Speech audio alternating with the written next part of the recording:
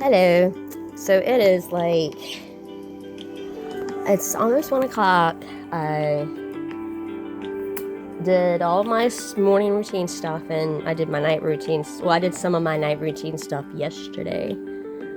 So I'm kind of getting on that. Now I am playing, City Island 6. I thought this would be more like a Sims kind of thing. There's nothing better than having a Mia world where you have to go to Mia stores and buy Mia products. It's Mia Monopolis, not Sheldon Monopolis. Screw that. I'm gonna make this better. And she's gonna be my critiquer too. You guys will not believe this. The other day, this bitch was listening to Justin Bieber, and I might have had, some Smeed in a pre-roll, and she loved it.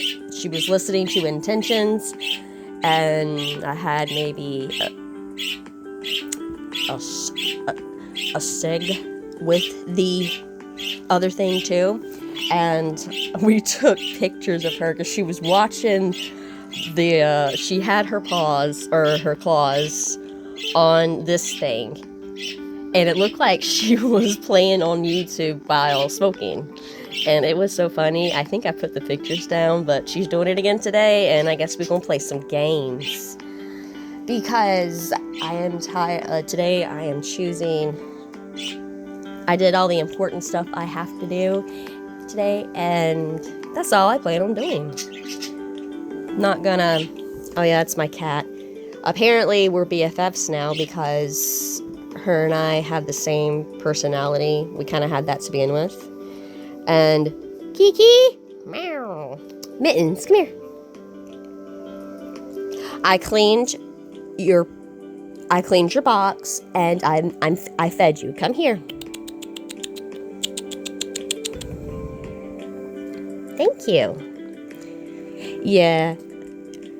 Someone actually had the audacity, I guess it's before they even got her, to declaw her, which is the worst thing you could do for a cat.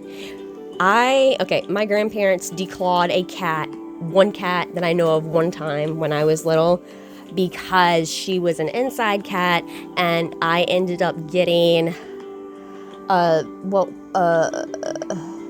spotted fever. It was like this, not Rocky Mountain spotted fever. What the fuck was it? It was, because she cat scratch fever. And that's a very old-timey sickness. And all I remember is I was just in pain. And that's the only time I think when we actually declawed our cat. Now, for them, I don't know why they declawed her. Because I'm going to tell you, she is a gangster in herself. She will smack the crap out of these dogs, these big pit bulls, and they will listen to her. She's mama, I think. I really do think that. And, just because she does not have claws, that does not mean she won't beat a bitch up, because she will. I love this cat. She's a gangster. She is a gangster. And I love it, but I do like the fact that I don't swell up whenever she wants to play with me with her paws. But, yes, because her paws do not have claws, it's like cutting off the tips of your fingers, okay? That's how bad it is, and I don't recommend it unless something like what happened to me, like if that was my cat. She stayed inside, and we ended up having to declaw her, which she was still safe. Painful? Was it painful for her? Yes, I don't recommend it. But cats who are outside, I see a lot of people declaw them, and then they go outside and they can't protect themselves. They can't run away from people or run away from animals. They can't climb trees. They're using strictly their back claws, which I think she kind of got that mastered. So I got little DJ here. She is pissy. She's not in a good mood. You can tell by the color of her skin, because yesterday she was happy. She was happy doing her thing, and she turned the color of this. So yeah, and I'm trying to get her to get better. Be better. Let's play. But yes, she loves nature's medicine, if you know what I mean. But yes, it kind of always looks like this. We are in the process of taking, because now it's getting warmer. Now that I just said that, there's probably going to be a shitload of cold days ahead, but I'm taking a lot of the stuff out that was like heaters that we had to use, and I'm putting them back in the house, and like the bigger house. And I still have like 4 of these trays, and then we're still going to keep that because that's a table. That's like a table for us. And the only reason why I have these little buggers out here is because I do need to pick the time to wash the floor, because I don't know what one of my dogs got into, but they were throwing up, and it was just gross. And they even threw up on this bed, but I had to clean it with my hands and knees, because this is the sheet we use so the dogs don't mess up the covers. Yes, but yes, this is my day so far. By the way, I got this cute little shirt at the thrift store for $2 or $3. It was somewhere in there. And I'm trying out this little thing where I want to start dressing more my age, and I've always been a t-shirt, pants, jewelry type of person. And I'm not saying that's a bad thing, but there's some days where I want to embrace my my age and how old, that I'm getting older. I just want to do it naturally. And the video I made about those 2 face serums, we're still figuring it out.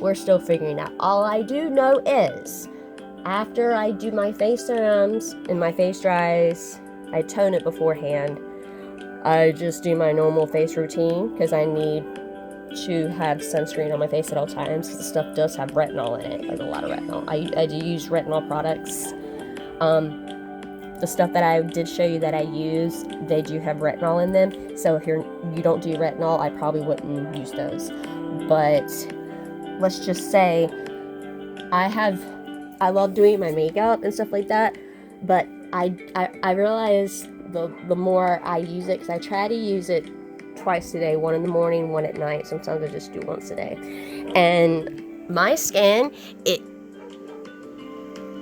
it's looking good. Like, I can't sit there and tell you that, oh my god, it looks like I got Botox.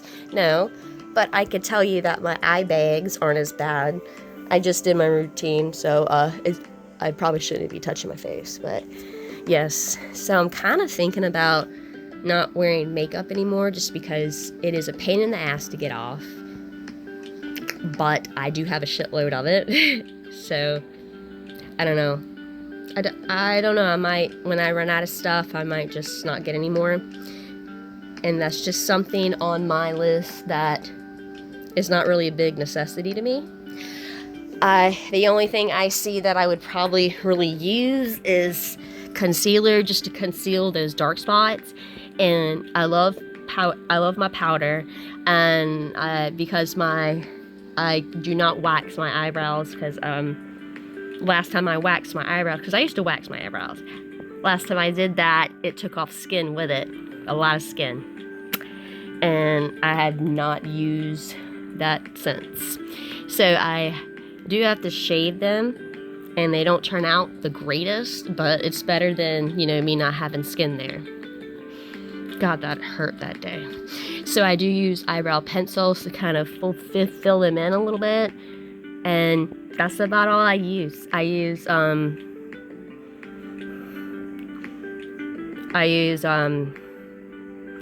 will use some lipstick, but it's a nude color, but that's about it. Just those things. So I don't know, y'all. I really do like these products. I do. And it was like $40, almost $50 for the big bottle I have, not the 2 little ones. It was like almost 50. But a little goes a long way.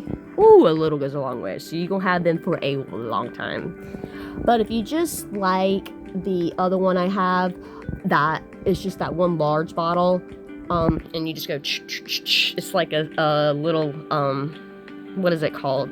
Like a dripper. That one was actually, I think, $2 or $3. I don't quite remember. But it's making my life easier because I ain't gotta go, okay, how should I do my face today? Now. But yes, I'll be 37 August 22nd. I am a Leo, cast Sun, Virgo, which explains a lot of my oddities because I'm mixed with both. I am a hybrid. Anyway, have a good day, you guys. I am gonna try to do a video on boundaries later, but I really want to kind of write it out, and I want to do good this time. I did really well, I think, on my last video that I was showing the products because I was doing everything correctly, and I liked it. I did for the longest damn time. I did not know how to do a video, and because I didn't know how to do that damn video, I was always going off like I'm doing now and just talking, and a 5-minute video becomes a 30-minute video, and no. So those products I showed you guys, if you guys don't like makeup or don't want to wear it, but you do want a nice cute face, now once that goes away I'll be happy, then just try to do a face routine. Honestly, I don't even think now, especially like makeup, I think it turns out to be a bad thing, not just because a lot of people don't know how to get it off, but because you're making your face look unnatural. And if you want to accept yourself and love yourself for who you are, you need to embrace your natural look. Yes, you could fix it up a little bit with like concealer, but as far as like contour and stuff like that, I feel I look prettier without it. The only thing I do a lot with is my hair. I do buy like ponytail extensions, and sometimes I'll keep the clip in there, sometimes I'll tie it. It just depends. I really think I have trichotillomania, because since I've been wearing these, I have not touched my hair. I wash my hair, my actual hair, once a week, if anything, because usually when I put it up, I already put some stuff in it, like a hairspray, and then I put it in the ponytail, and I really can't feel anything after that, because this is technically in a ball. I have a bun on top, and I put this on, and because of these, my hair has actually grown longer, and it looks so much healthier.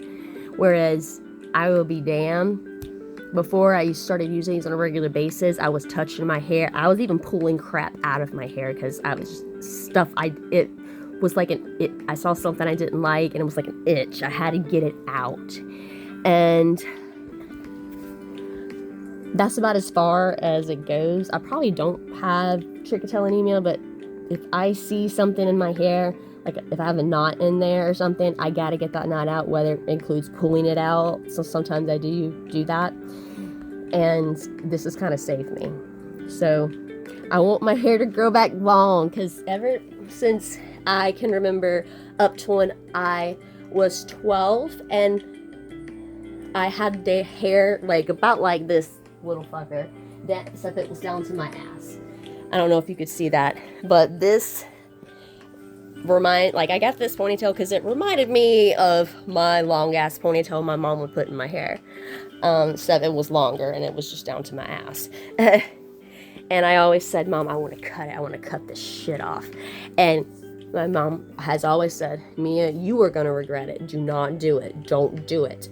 I don't listen to my mom. And this is one thing I should have listened to her about. Because when I did it, yes, I loved the short hair when I was a teen, a young teen. But growing, like when I was in high school, like older high school and getting close to the age I am now, I wished, I was like, fuck, I should have listened to my mom. Because it is hard to get your hair to grow back to the length it was without damaging it. Because I never, before I even got my hair cut the first time, I never used, what do you call it? I never dyed my hair, nothing. But now that I'm older and I miss my blonde hair because now it looks gunpowdery. I'm sorry about blonde people. If y'all got blonde hair, when you get older, you gonna have some gunpowder. My grandpa calls it dirty sink water color. I don't know what the hell that means, so take it how you will. But do not cut your hair. Don't cut it. Take the time to get the dead ends off, yes, because it still needs maintenance. But do not cut your hair if you've had long hair for the majority of your life, okay? And just don't. So, I hope you have a blessed day, you guys. I do want to do, oh, she wants to say something. What do you want to say, babe? How about we put you up here? She shit on the blanket the other day. I never heard a bearded dragon shit in my life, except on this one YouTube episode about this girl that always took her bearded dragon to the toilet to shit because she wouldn't shit in her cage. She would do a dance. She'd be like, "Get me the fuck out of here! I got to go, woman." And I thought it was ASMR stuff she was pulling on me because these bearded dragons, they got gas, okay, and their toots are louder than ours. And don't sit there and be all, I don't do that. We all poop and air comes out of that. And they sound just like us. And when she shat for the first time in this bed, I was like, that bitch was right. So they get loud. And also, when you do see them kind of going on the window, like it looks like they're trying to get out, be careful. It could be because they have to shit, or maybe they do just want to get out. It's a trial and error. And if you leave them out too long, they gonna go to the bathroom. But it's weird. When she pooped, it looked like our poop. It looked like the color of our... See, I'm scared now. But she didn't poop as much as it sounded like the other one did in that video I watched. But I couldn't help but watch her poop. I was like... And I even heard toots. And I was like, God, she sounds like a person. They sound like people when they have to go to the potty. And my snake, for the first time, shat and peed on me. And I should have known better because with her, when she has to shit or pee, it's like the bottom of her tail is like fat. And it's getting close to that pocket spot, which is, they go to the bathroom there too. And I should have known, okay, we might not need to pick her up right now. But yeah, she shat on me, and she pee-peed on me. And like a mom, I saw that her pocket was still full, and I was like, shit, should I help her? Like, what the hell do I do? So I was smushing it a little bit, and the pee and the poopy more of that came out and on me. And thank God it wasn't the bed, but it was on me. And yeah, I put her back in her cage after that because I didn't, know if she just needed time to let her stomach settle. We actually fed, her feedings were Tuesdays, but because I don't like feeding my snake frozen mice, I was trying to wait until they got their next batch in. They ain't got that in yet. There's like 2 or 3 stores near this area that have reptiles and food and stuff like that, but they don't have live rats. And I was like, well, I did have a friend that bred them. But no, they're probably not going to do that either. But we got her another mouse, frozen mouse. Did not like it.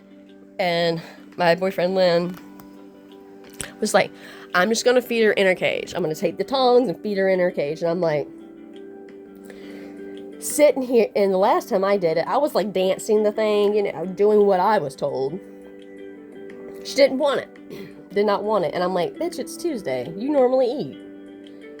And the thing is, I'm scared to pick her up when it's time for her to feed, because this bitch hungry, and when they get hungry, they get cranky.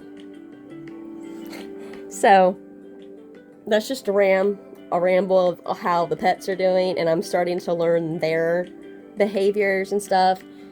Jinx being the smallest bearded dragon, damn y'all, he likes to hide in his cage, so I might not be changing it after all. I do need to clean it, but how everything is in that cage is probably how it needs to stay until he gets closer, not her size, because she's like 6 years old, she's an old fart, but he needs to get bigger than what he is now.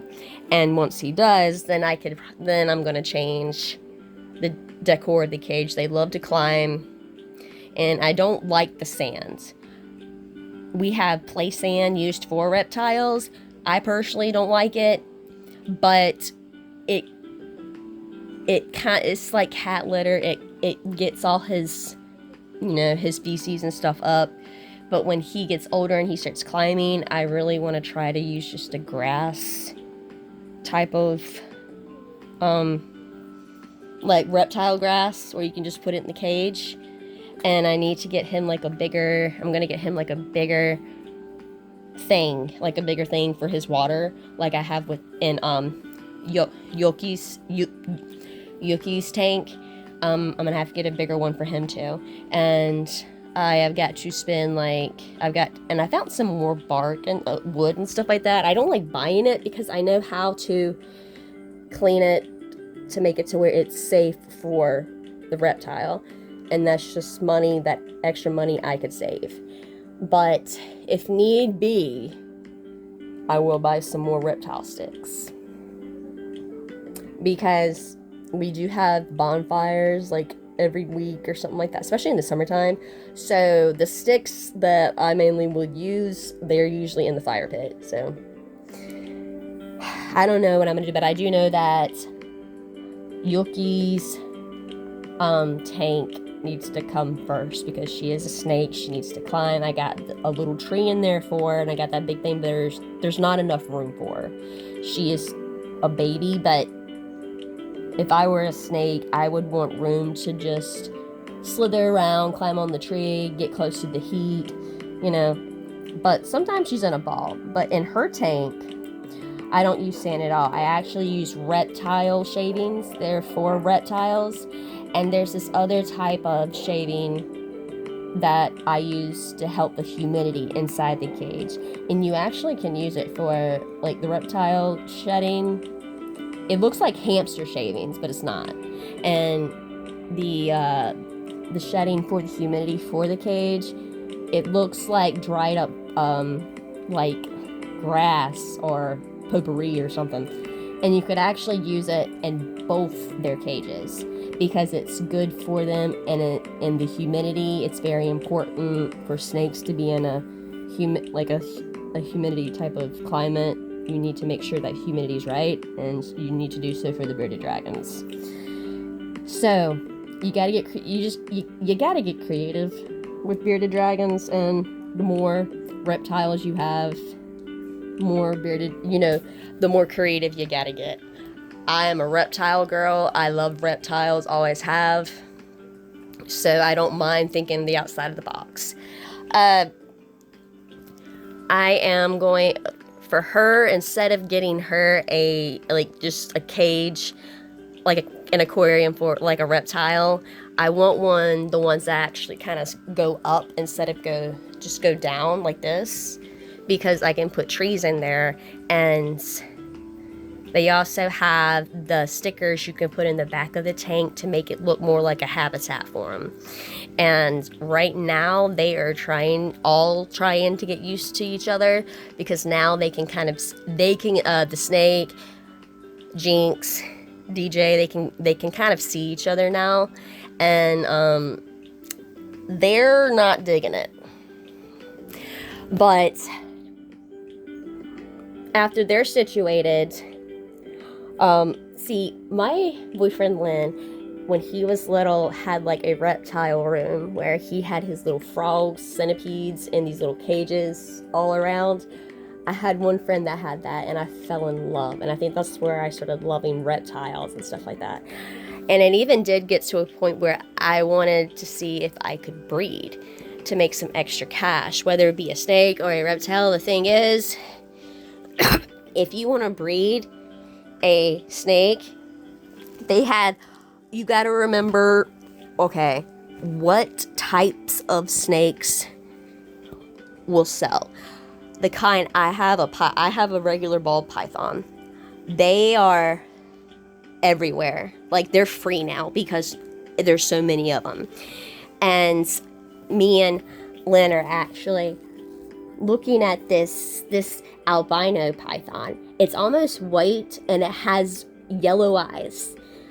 That's the python I wanted the first time before I saw Yuki. I wanted to get this one instead, but it was like $234 because it was a very, very rare type of snake. And there's different types of albinos. I didn't know that. So that's what I want to do. And when I do that, I want to, first of all, I'm going to save up. If I want to get another pet, I save up for that pet and I go ahead and buy the stuff I know that they're going to need.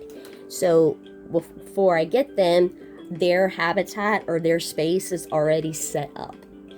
That is the best thing I can tell you to do if you decide to get reptiles and such. And the thing is with reptiles, they're very independent. Now bearded dragons, you should play with them because they will play with you back. It is so funny. What Jinx actually bit me on my boob the other day. And this little heifer thought she could bite me the first day I held her, but she tried to bite me on my ear. I have no cartilage there. I have no cartilage. So she was biting my ear, like, and Lynn had to be like, she's biting your ear. Do you not feel that? And I'm just like, no. And I think that was when she was like, I like this girl. I like this girl. So me and her have kind of just been friends ever since. I get nervous when she closes her eyes because it looks like she's trying to shed. And I know sometimes reptile, like especially bearded dragons and little crevices of their bodies, they need help getting that shed off. And it's almost like when she's about to shed, she's like, that's like a period for a girl. She gets so damn moody, and she wants her weight all the time. She is just miserable, and you can tell she is miserable. But when she does shed, she's got a beautiful coat. And Jinx, he still likes to hide. That little fucker still likes to hide inside his aquarium. And when I first got him, he looked like the color of a mango. But now that he's getting older, he's starting to get darker. Some don't get darker. Actually, I have a friend who has a bearded dragon. Hers looks like a mango, and that is her name, Mango. When we first got Jinx, I thought that was the color he was going to be, but now the older he's getting, he's starting to change. I don't even quite know what color he's going to be. Or maybe it's just because he needs to shed. And yes, he likes to hide when he's shedding, because he don't want no one touching him. She tolerates me, and she loves me to death. I didn't know I could bond with a reptile, but I can. Also, it's just like with reptiles, they're they're just like they can't talk, and it's another way of communicating that we have to do as parents of these reptiles. We have to like really pay attention to their behaviors. Like, you can tell when they're sick, you can tell when they don't want to be messed with, just leave them alone. And yes, I'm quite familiar with those types of behaviors. But a snake, because I haven't had one in a long time, I am having to relearn all this stuff again. And not to mention, I do have a boyfriend he's scared of snakes. He loves them from a distance. So usually he makes me hold the snake and he'll pet it. But I have to tell him, don't pet her head. She don't like it. And every time she curves like an S mode, he's like, she's gonna bite me. She's gonna bite you. And I'm like, no, she's not gonna bite me. I'm calm. And usually if she is agitated, she hasn't bit me yet. But when she is agitated or she's in an uncomfortable spot, she'll squeeze my arm. And usually I just let her roam around my arm or my wrist like I'm a tree. That way she knows that way she doesn't feel constricted. Because they will bite if they're telling you, hey, I don't like how you're holding me. And if they're showing you the signs, like grabbing you tighter or like going in like a ball. The only way I can tell that they're about to strike, and that's usually when they're hungry, is when they're curled up in a ball, and instead of her head being on top, it's on the bottom of the ball. Like, she's literally appearing under her ball. And that's when the S form comes out. You start hearing a hiss. The tongue comes out more like, and her mouth starts to open. Sometimes she'll do stuff like that on my arm, but I can't panic, because snakes are actually very calm animals, and, well, reptiles, excuse me, and they do feel how, like, if you are nervous while holding a snake, they feel that too, and that's why you have to stay calm. Like, if I'm in a panic mode, I know not to hold my snake, because I don't want to introduce her to that panic. And it's so weird how that works. And it's kind of the same for bearded dragons, only I've gotten bit by bearded dragons. So, I mean, it just... But with snakes, when they do bite you, sometimes they'll latch. And you can't freak out. You can't pull them off. You have to remain calm yourself and just wait until she unlatches. That's the calmest, best way to go to it. It sounds painful, but like I said, with ball pythons, I know for mine, she's not a biter, but she will tell you when she's uncomfortable. And you have to be able to see those cues. I remember when I was little with my brother, we would find snakes in my mom's yard. We wouldn't pick up the poisonous ones, but if we found like a garden snake or like a regular corn snake or something like that, we would pick it up. Or my mom's petrified of snakes.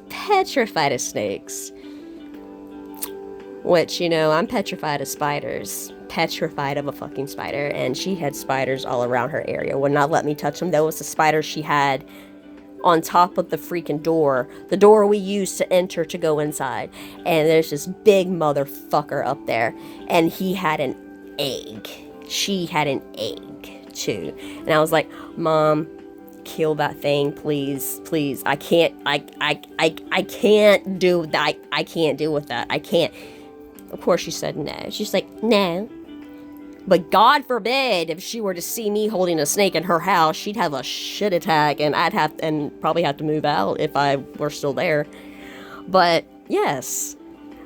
And there was this one time, me and a friend of mine, he's actually a friend of mine and he's a friend of my mom's. He saw a spider.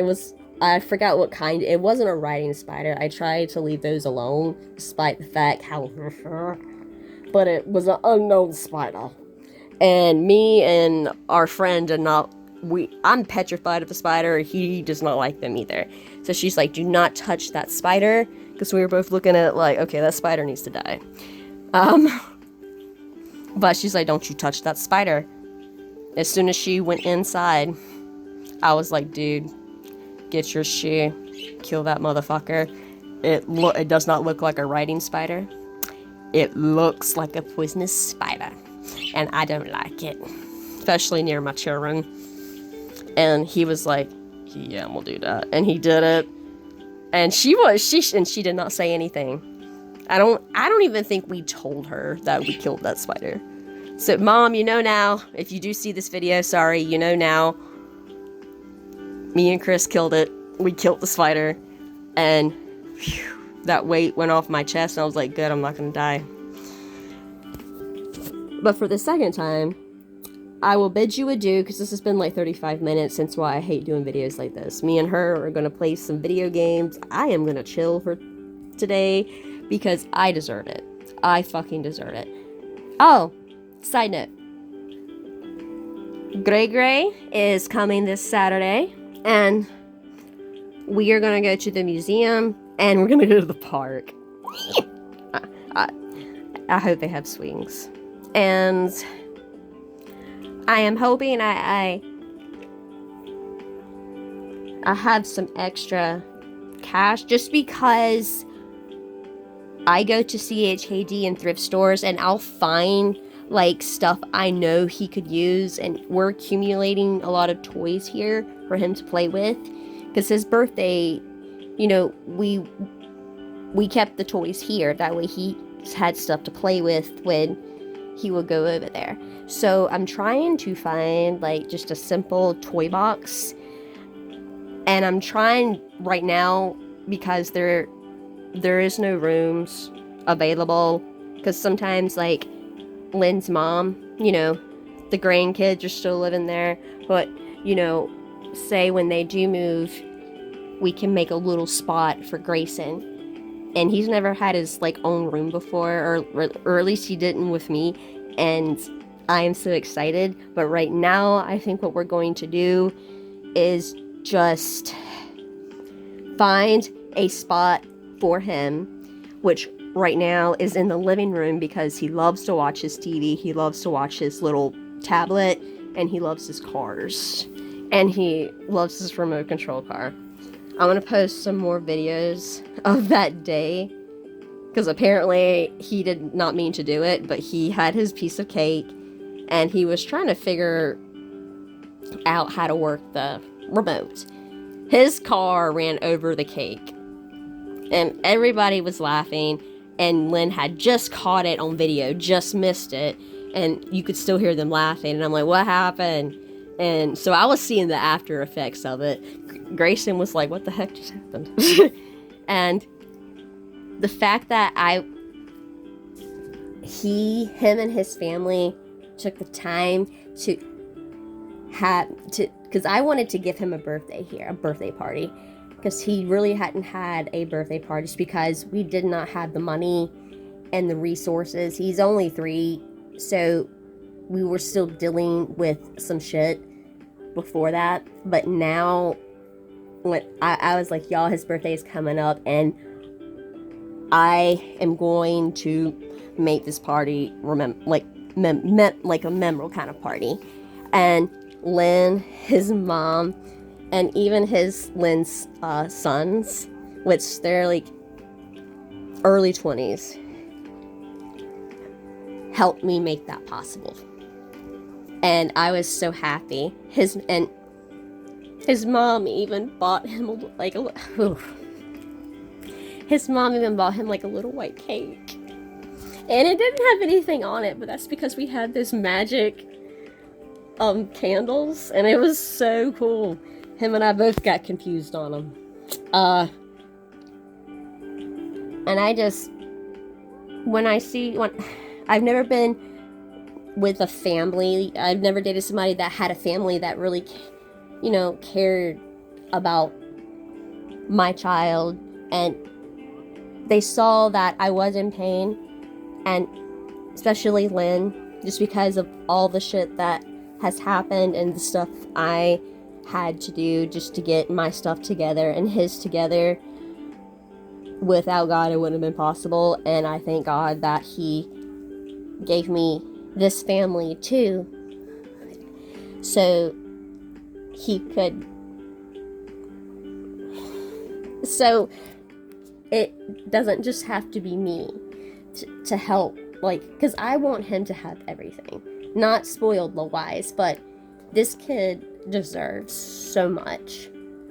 He's the sweetest kid, and if it wasn't for my ex Jeremy, because there was at one point where I didn't have nowhere to stay, and I was not living with my mom just because of reasons of my own, and he took Grayson in for me. Grayson knew that was Uncle, that he called him Uncle Jeremy and Amanda, that, you know, and basically what they're just doing is just, while I am trying to get stuff done and fixed, they're correcting him. You know, they're just doing what a parent needs to do to make sure their child is not acting like a fool. So I thank God just for the people that are in my life that know my limitations and are helping me work to get to where I know where I could be. And my main dream is, I don't care if it's a Section 8 house, man. I don't care. But it's to have, you know, my animals, my little dog, and Grayson. That's my, and before I met Lynn, that was my family. Like, my little dog, Grayson, that was my family. And now that we have more animals,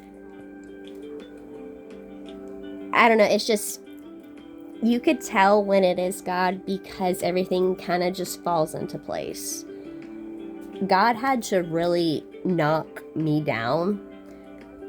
And I feel, when I look back at it now, I feel bad because I didn't know I was that bad off to where, because, you know, if you are trying to take full control over things, it's not going to work. It's not, I'm sorry. But if you just give it to Jesus and do some work yourself. But do what you know you could do. And everything seems to come into place. God really had, and I don't know if it was just me. I know it wasn't just me he had to do this, but he had to really, because of how I was raised and the stuff that I did go through, the traumas and stuff, he really had to make it rough with me. I had it in my head that, no, I can control this. I can do this. I can control this. I will make sure this happens.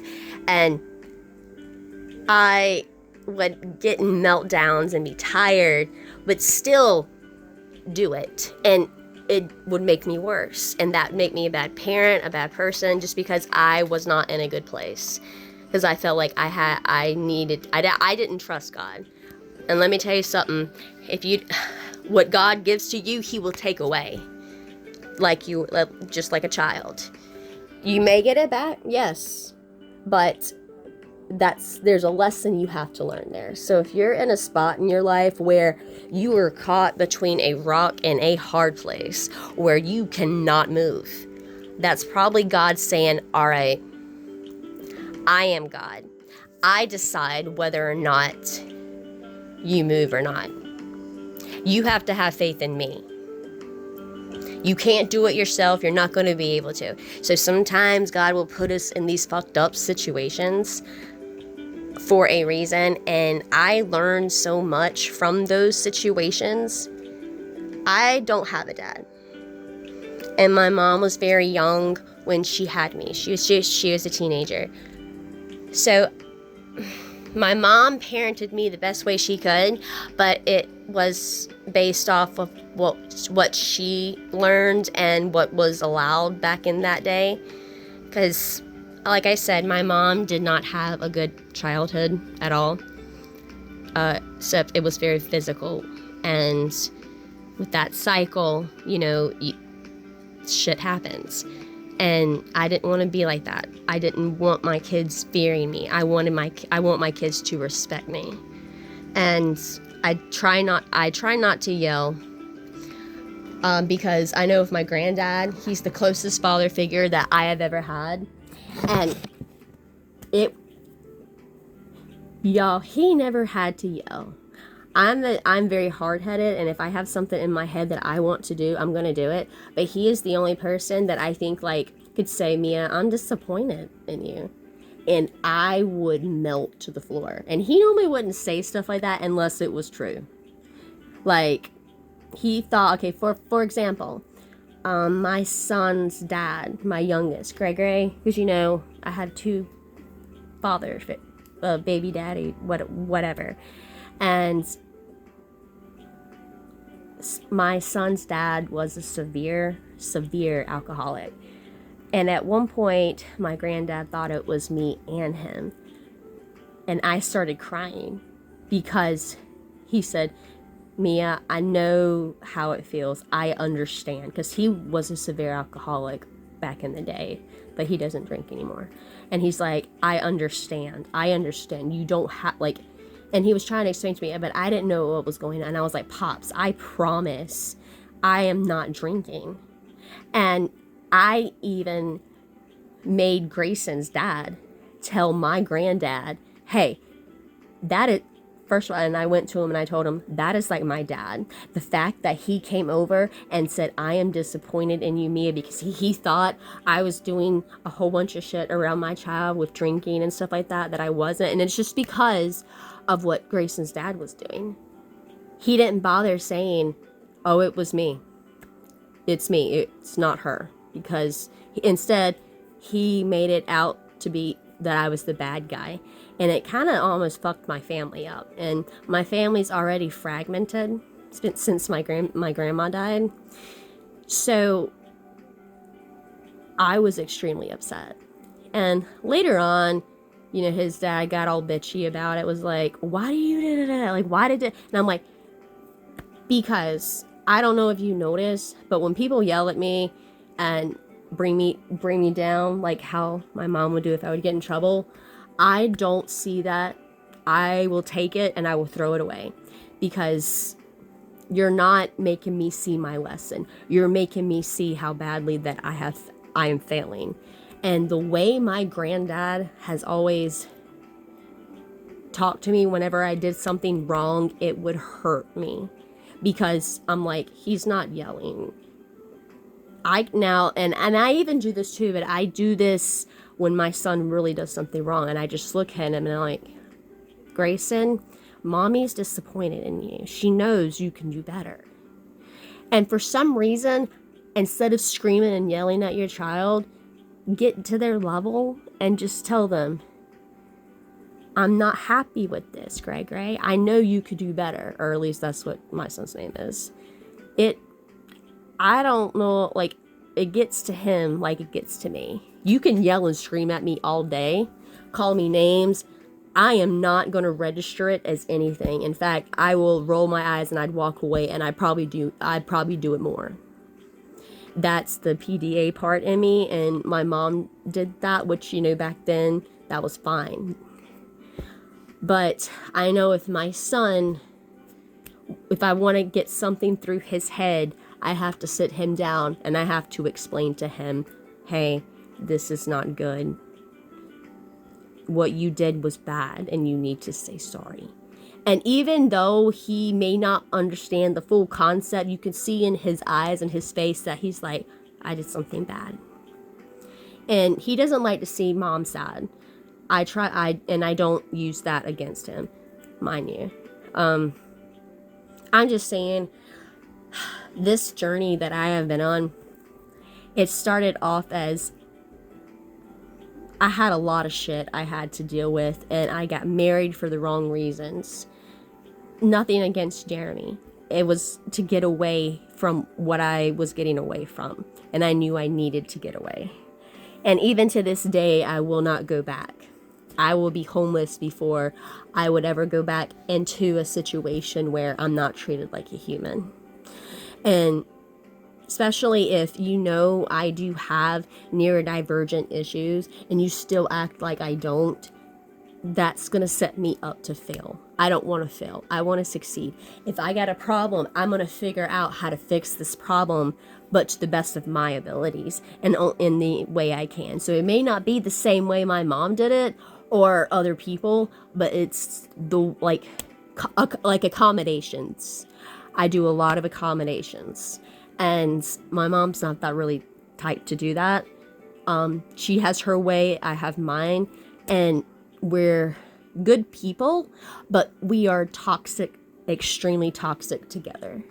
And I am not a toxic person. And I know deep down in her, she is not a toxic person either. She just needs that, she just needs that friend that's not scared to say, hey, this is a boundary. But I love you to death still. And I think that if her boundaries were respected growing up, when she was growing up, she would respect mine. She would have respected mine a bit better. But when you grow up in a family that does not understand boundaries, you grow up, and me, I grew up thinking, okay, I don't respect your boundaries because I don't even have boundaries. If I'm not even allowed to have a boundary, you're not having a boundary. I was a shitty kid. I was a shitty person growing up. I was. And I hated that it took until I was, how old am I? I'm 36 right now, 36 and a half. And I hated that it took this effing long for me to learn this stuff. And it's because I had to lose everything. I saw how hurt I was, especially when I got married. I just saw all these problems that I should have fixed before I even went into a marriage. I saw that, but I was so young at that. I was like 20, it was 2014 when we got married. I was like 23, 24, something like that. It was in my early 20s. I was still young. And I'm just thankful that it's getting handled the way it's getting handled, because I knew that I needed to go. I knew that I need, because I remember praying a lot about it. I was like, Lord, I am mad all the time, and I know parts of why I was upset and parts of why I was hurt, but there were other feelings I was feeling, and I could not figure out where those feelings were coming from. And some people and some families, they're different. They just don't vibe, okay? And that's a lot of what I was feeling. And it also just felt like my mom, even though she might have had no idea, it just felt like she was still like in my space. Like, I don't really know how to explain. Like I was still a child, but as long as she talked to the adults, which would be like my husband at that time, which was the same age as me, it's like she never saw me as a human or she just saw me as, I don't even know, I can't explain it. So she always had to go to the older adults, and I think that's where my sense of self, I didn't have anything, and I wanted to hurt. Instead of wanting to fix the problem, I wanted to hurt people around me because of how badly I was hurting. And I remember praying one night, and I already knew the stuff I was going to lose. Like, I knew that there was a possibility that I was not going to spend a lot of time with my 2 kids I had, and that killed me. But if it hadn't have been for the Lord, I wouldn't be here. Because there's this thing called passive aggressive suicidal ideation type of thing, where you're not trying to commit anything. You're not trying to take anything. But you don't care. Like, you still continue to do whatever you want to do, and if something happens, then oh well, something happens. I remember looking in the mirror when I was in the bathroom after I've taken a shower, and I just saw a skeleton, and I was like, you know what, if this is the way I'm going out, then this is the way I'm going out. It doesn't hurt, and all my body's going to do is just shut down, and I'm not going to be here anymore. I didn't know that was a form of suicidal ideation, okay? All I knew is I felt like I had no way out. And also I was thinking, well, what if I made a mistake by leaving? What if? No, as it turns out, I didn't. In fact, I'm glad I did. And I still, to this day, have no regrets doing it. Because now my kids, I'm allowed to see them. Of course, you know, I'm their mom. But they, as it turns out, not, because I told God, I was like, God, I don't know if you telling me this, man, but let's do it. And I don't even remember half of what had happened because that journey was so rough. That's how a commitment of, like, when you want to make a commitment with God, you have to be present through everything. And, you know, even those days where you are pissed off at the world, where you know you were not treated fairly, you don't hurt somebody else because of how you're feeling. And it's those little lessons that you learn and that help you. And I, to this day, still thank God for it. I may not get my 2 oldest kids, like, as much as I would like, but they do know that I am their mommy, and that I was in their tummy, that they were in my tummy, is what they called it. And the only thing that I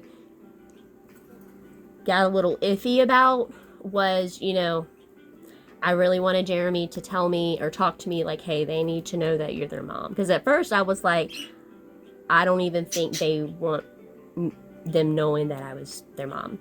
And because I left, I was like, okay. Because I knew that me leaving I was going to have consequences. I don't care if the decision you make is the correct one in life. You're going to have consequences for everything. Every choice you make is going to have a consequence. And that's where I say, just make sure you are making that right choice. That way, when the consequences are done and they're dealt, that's when the good things start happening. That's when you start building yourself all over again. And since I don't talk to my mom, we haven't had contact in a long time, because she can put me in that spot back to where I was when I was younger. And I've done so much damn work on my mind. And around here, therapy, you're lucky to see a therapist every 3 months. And if it's the same one, okay? So it was a lot of research and a lot of shit I had to do on my own, because I did not have those resources, like CBT therapy, exposure therapy, art therapy. I was learning these different types of therapies and watching them on my computer, taking notes. Like, I was like, you know, I may not have the best care with therapists, but I can at least learn how to heal myself. And believe it or not, there's actually, when you start doing that, I actually was talking to my inner child. I had no idea that's what it was called. All I knew is my inner child was scared. My inner child was feeling all these things, and I knew I needed to make her feel better. I didn't really know what that was called. All I know is that's how I was feeling, and I looked that up, and that's a part of a therapy too, is you're helping your inner child heal. Because when that inner child heals, then, you know, your whole self starts to heal. It's a hard thing to explain. I hope I said it right. But to those of you guys who are in a hard situation, it's not going to last forever. It's not.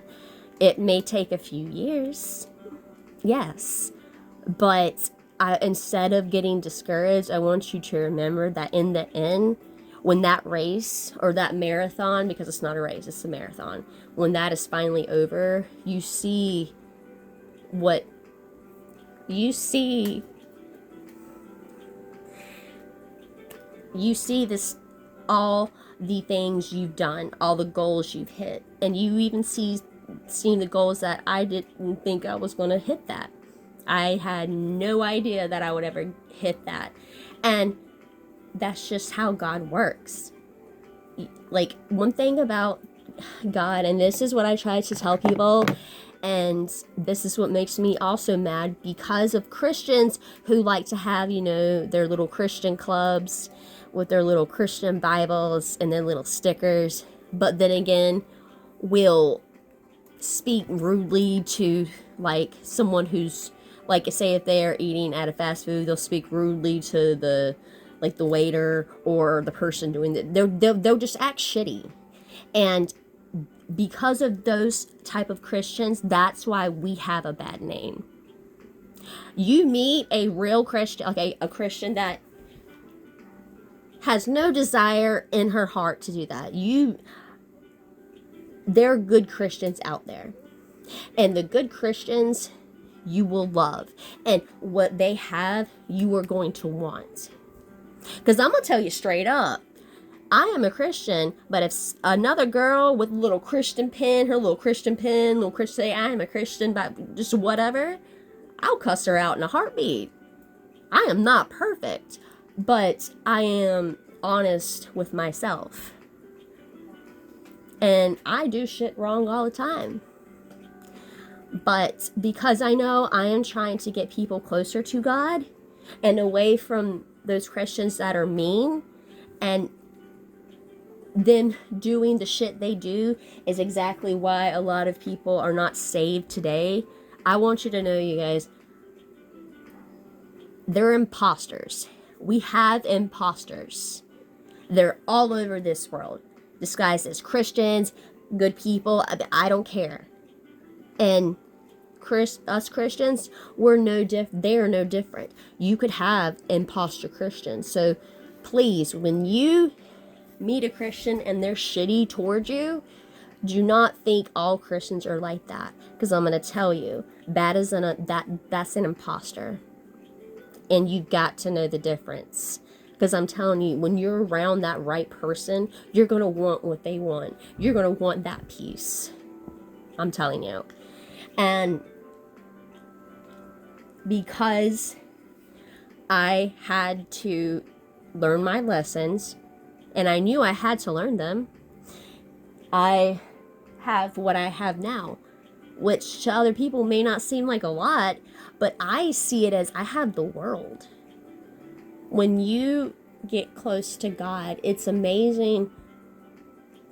Like, you go from this person who feels like life's not fair, that they're not getting what they're working so hard for, to put it this way, I could be in a room with the goldfish and I could be in a room with my animals and books, YouTube, researching, and I feel in my heart that I have the world. I have the world in my fingertips.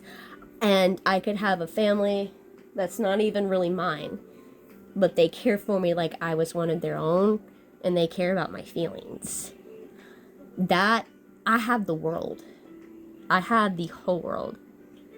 And I want to tell you people, they're Christians out there, they're not real Christians. And also, say if you met a Christian that did that, before you go hating them, remember, we are humans too, and we make mistakes. But the difference is when the person says, hey, I wasn't thinking, I'm sorry. I am so sorry. They might be embarrassed and they might walk away, which is not good. But if they're if they feel like shit because they saw what they did, and they still can walk up to you and say, you know what, what I did was not cool. I was not thinking. I'm sorry. That's where the difference is. And I've come to the realization, because I used to not be the type to say sorry. I did not like the fact that I could be wrong. And now I will tell you sorry, and I will mean it in a heartbeat.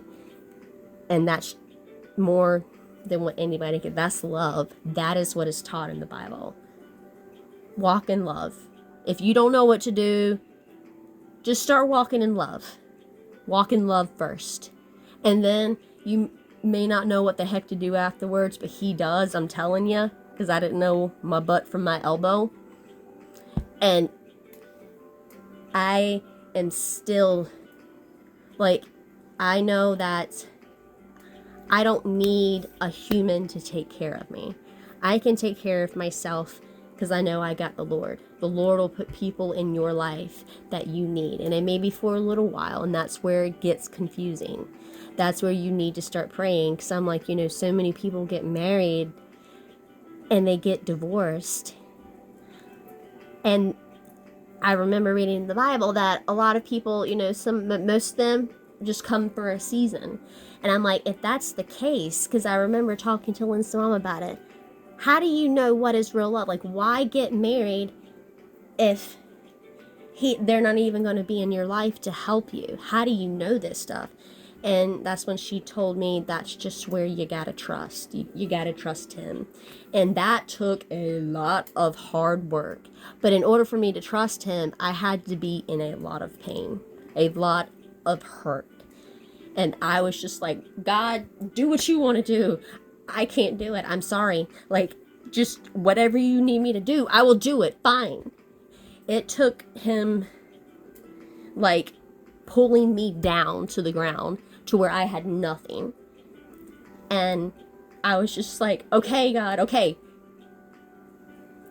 Do it. Do what you gotta do. I can't do this.